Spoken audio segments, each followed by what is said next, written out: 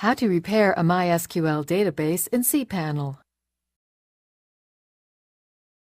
This demo assumes you've already logged into cPanel and are starting on the home screen. Now let's learn how to repair a database. Click the MySQL databases icon. Under Modify Databases and in the Repair Database drop-down box, select the database you want to repair. Then click Repair Database.